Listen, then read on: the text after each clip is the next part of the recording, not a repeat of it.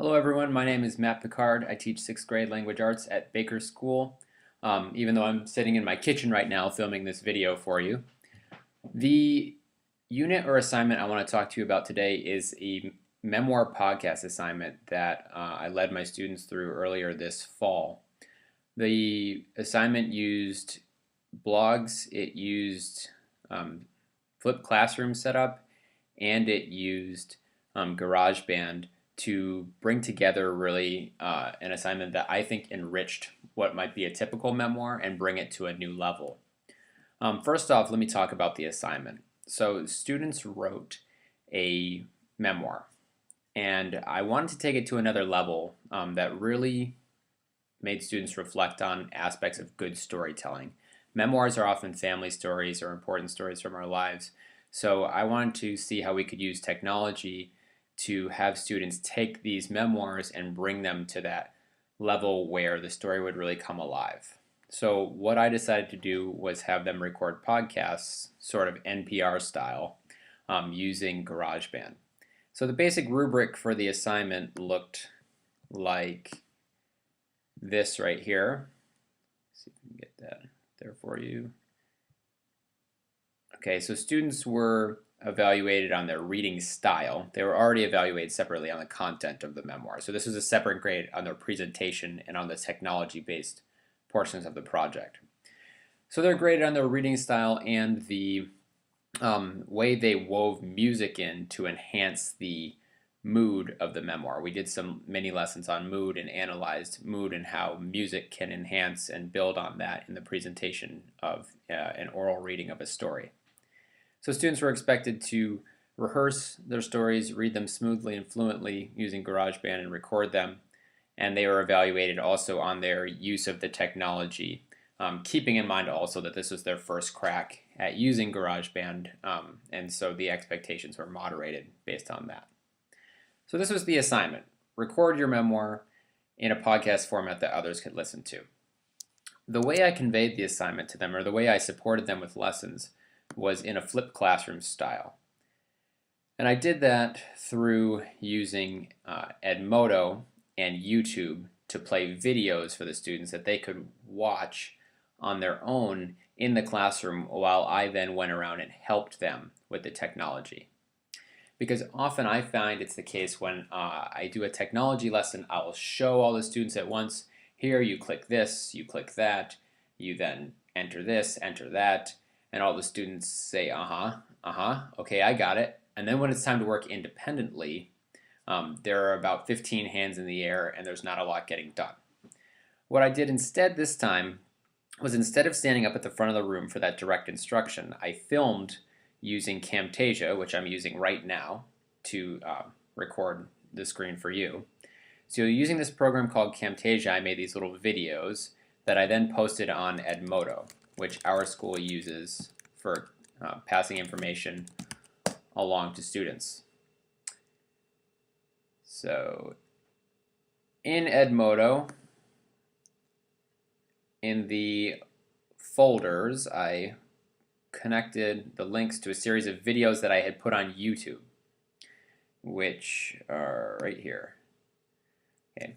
I hosted them on YouTube because the uploading is quick and easy. There is TeacherTube, but they review the videos and it takes time to get back, so I honestly don't have time for that.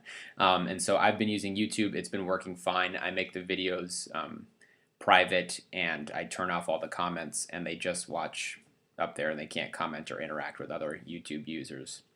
And what students would do is they would click here and they would watch these videos that I made for them explaining how to do the different steps of the project. And what was great about this is I didn't have to go around and tell kids how to do it. If they forgot to do a process, I'd say watch the video again, and they could teach themselves. So they were much more independent in the process here, and I could then provide help and feedback to kids about the content or style or the choices they were making during class, rather than just running around and answering a bunch of technological questions. So that was how I transmitted how to use the technology to them. So students had to record their voice, and they also had to put music in to enhance the mood. And where did they get that music from? There's this website, Free Play Music, which has a bunch of open source music that you can use for educational purposes for free. What I like about this website is it has tons of choices on here, but also you can search by feeling. So we were talking about enhancing the particular mood. So what was nice about this is students had to reflect on what the mood of their memoir was at any certain point where they wanted to put music in. And then they could choose, it would narrow down the choices for them. So if they were feeling brave, well, I guess they were out of luck if they were feeling brave. But if they were feeling calm, they would have a bunch of choices to put in. So students chose music from Free Play to insert later using GarageBand, and they watched one of those flipped classroom videos on how to do that. Let me just show you an example of then what the next step was on the class blog, which we use Kid Blog. Okay, on Kid Blog, you can set up a blog for just your class that can only be accessed by your students. So every student's name is here, and I made a common password that they can log in on. And what's nice about this is we've used this for a few different things in class. We've used it for writing reading responses so students can answer back to each other, or I can answer back to them. But what we used it for this project was we posted our podcasts on the website so students could listen to each other's and give each other feedback. Let me just show you an example from one student here of a finished product. All right, here's a reading response she did, and here's her podcast. I'm going to open it in a new tab just so we can see the text and listen at the same time. Let's see, here it is. Have you ever had the time of your life? I'm assuming yes. Almost everybody has that special moment in their life, whether it's getting a new puppy or going to China just 'cause. Now imagine being right smack in the middle of your special moment. You're happy, you're smiling, you're eating candy. All of a sudden, bam. All of that is gone in a puff of smoke. Your smile is a frown. Your happiness is terror. Some broccoli is sitting in front of you, mocking you to take a bite of its disgusting leafy greens. Put it all together, you get a moment you'll never forget. I'm not saying it's a good one. Hi, I'm Sophia, author of this memoir, No Tears Tonight. This memoir follows the story of when I went to the hospital while in Disney World. I thought that my trip would be ruined, ripped apart. The theme is about staying strong and brave. You cannot control what happens to you, but you can always choose how to react. Trying hard to stay positive in the hospital helped me get through the night. While realizing this, I used it to my advantage. So what do you say? Will you join me until 2 a.m. on a magical journey to Celebration Hospital? Hope you went to bed early. This is going to be a long ride.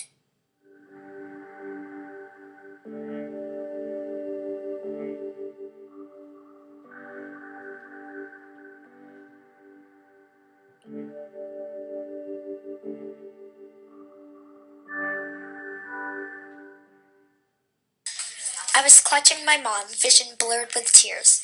2 words carved into my brain like it was a Halloween pumpkin. Emergency room, emergency room. I never thought I'd live to see its plain white walls, especially while in Disney World. Okay, so that's a sample just of Sophia's memoir there. You can tell she would make Ira Glass of This American Life proud. But hers wasn't the only one that came out great. I think really a lot of them seized the opportunity here to be reflective about how music could enhance the mood of their memoirs and about how they could use their voice to shift volume, pace, or tone to convey additional meaning. And I think the end product here came out much richer than a memoir simply written on the page, and the students got a lot out of it and really were excited about it, and so were the families too, because through this kid blog, families were able to go onto the website and hear their kids' stories and hear their voices. If you have any questions about this project, I'd be happy to chat or email about them, about the process of how I put it together or how to use certain pieces of the technology. Thanks very much, and I hope you enjoyed this Tech Talk.